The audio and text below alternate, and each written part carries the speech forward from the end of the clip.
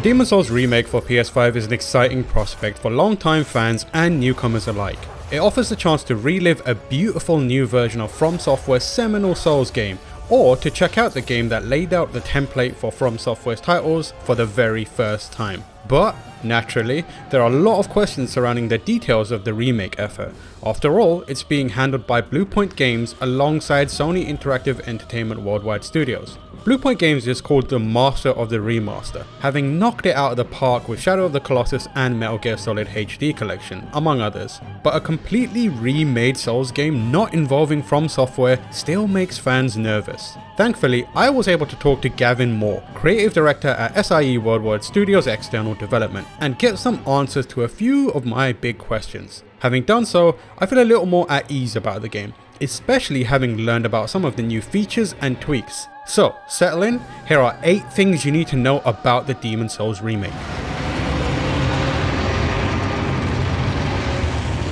First up, you might want to know the history of the project and how much From Software is involved. According to Moore, it was Bluepoint's work on Shadow of the Colossus, which he said redefined what a remake should be, that gave Sony the confidence and knowledge to take on Demon's Souls. It started development immediately after Shadow of the Colossus. That game was released in February 2018, but I imagine production on Demon's Souls started much before that. On the PlayStation blog, Moore said that the game has been in development for 3 years. As for From Software's involvement, the Japanese developer and the game's director Hidetaka Miyazaki gave their blessing for the project to go forward. However, they were not involved in the day-to-day production, which was handled entirely by Worldwide Studios and Bluepoint. We made sure that we stayed true to their original vision. That's incredibly important. You know, we're massive fans of Miyazaki games, and so, you know, making sure that, you know, what we created was true to his vision was, you know, that was the golden standard.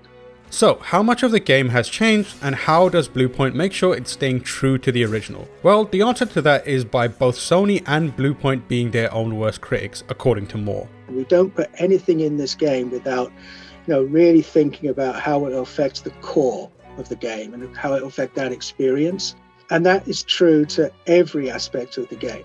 In our interview, Moore specifically called out the PS5 features like haptics, visual upgrades and audio upgrades, saying that they needed to figure out how they could use those in a way that makes sense. In terms of combat, it was important not to change the cadence of animations because that changes the gameplay and the game. However, Moore did say that the riposte animation shown during the gameplay is something new that the team has added, with proper consideration given.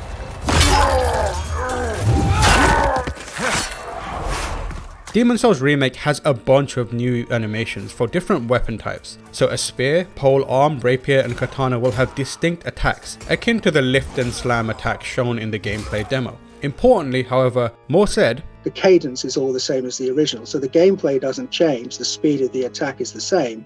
You're just visually just adding, you know, extra details and flourishes to really bring that world alive. One of the things that I was really curious about was how the PS5 solid state drive changes the feel of the game. As we saw in the gameplay video, loading and by extension fast traveling around was really quick. However, there's a certain kind of pacing and cadence that is important to Souls games. When you die, you have the time to reflect and feel the weight of what happened. There's so much you can feel in the time it takes to get back into the game. So, how does effectively eliminating or at least shortening the downtime impact the game as a whole? According to Moore, the team has paid attention to the timing on certain aspects of the game. So, for example, traveling on an elevator is still going to take the same amount of time as it did in the original. This is because it's important to build tension and think about what's ahead. That has not changed. However, instantaneous loading is being used to let the player jump into the game quicker. So, loading from the Nexus into a location will be quick because you just want to get from an Archstone to 1-1. And when you die, the game will hold a moment for a beat to provide that time to reflect. It's just enough to take a breather, prepare and get back into it. So, it seems they've paid close attention to the pacing of downtime too.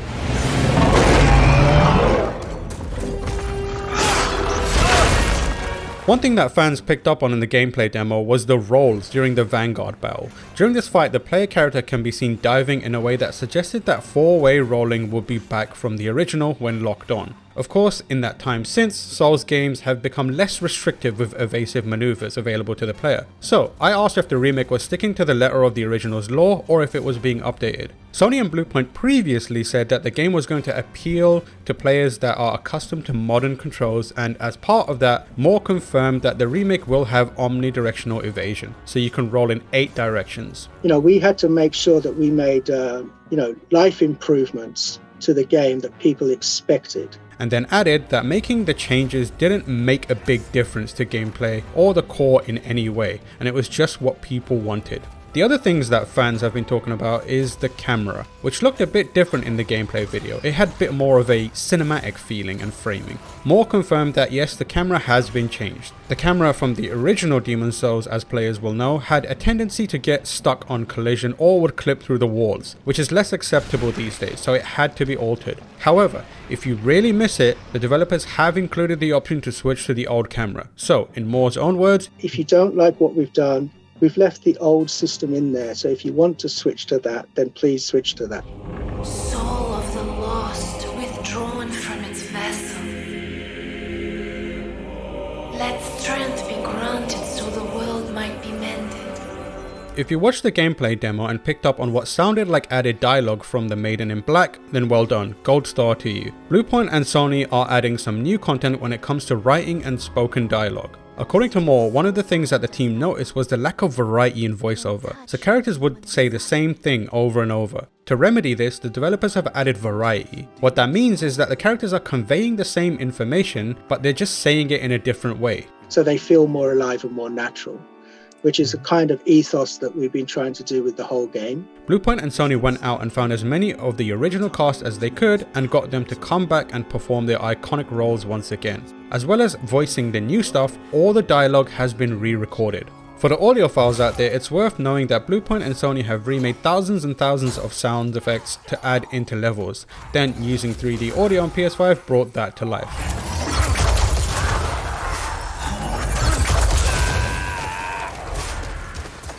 Moore said that you'll be able to hear arrows fly past your head and hear creatures crawl out of slime in the Valley of Defilement. Sounds gross, honestly.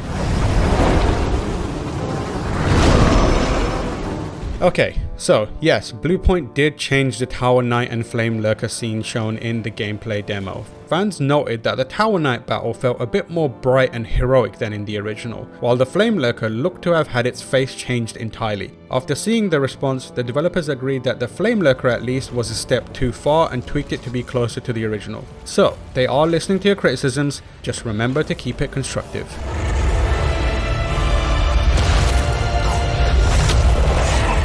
One thing that I learned was Demon's Souls Remake will have a number of filters that you can play the game with, including black and white. One of the filters is a classic one, so you can use that if you'd like an experience that harkens back to the PS3 version of the game. It's a starker and darker look that, according to Moore, drives a little bit more fear into the game. Moore did say that he would like fans to play through the game in the way Sony and Bluepoint have remade it first though, just so they can see the power of the PS5 and the treatment that they've given the game. So, will Demon's Souls have a respec option? Not really, but there does seem to be a character switching option that may allow for the use of multiple builds. Moore was a bit vague about it, owing to wanting to maintain some mystery around it and also because we were rapidly running out of time. But here's what he said. What we have done is we've allowed you to create, we've updated the character creator. And we've given thousands upon thousands of new permutations to you where you can create and you can play. Once you've chosen a character, what you can do is, after you've paid a number of souls for it, in the Nexus, you can actually kind of store your character and then go in and change your character in the Nexus. That's the quick interpretation of it. I'll leave it up to you to find out where it is and how you do it. Of course, that is something completely new to the game, and we'll have to see how it works in the game and find out what the implications are when it's out.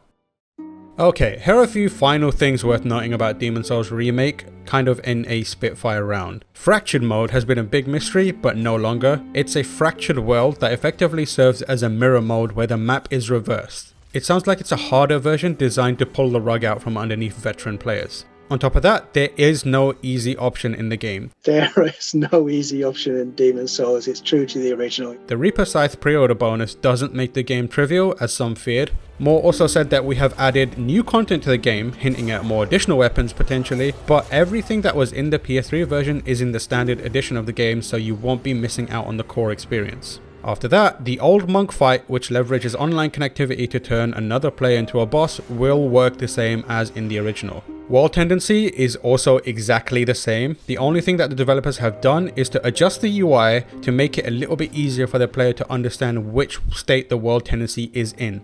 The healing system is also the same, so prepare to chew on some grass. And finally, the all-important question, is Bluepoint fixing the 6th Archstone in the Nexus and restoring the cut content? Here's what Moore said. So that was a long and hard discussion. There is no 6th Archstone. There are only 5 Archstones in the Nexus. It's true to the original. There's no new Archstone. There's no new world. So there you have it, 8 things that fans need to know about the Demon's Souls remake for PS5. You can bet we'll be covering it extensively on GameSpot.com and here on YouTube.com/GameSpot. If you haven't, check out the written version of this interview on GameSpot.com. Hit me up on Twitter at Tamoor and I'll see you all in the Nexus.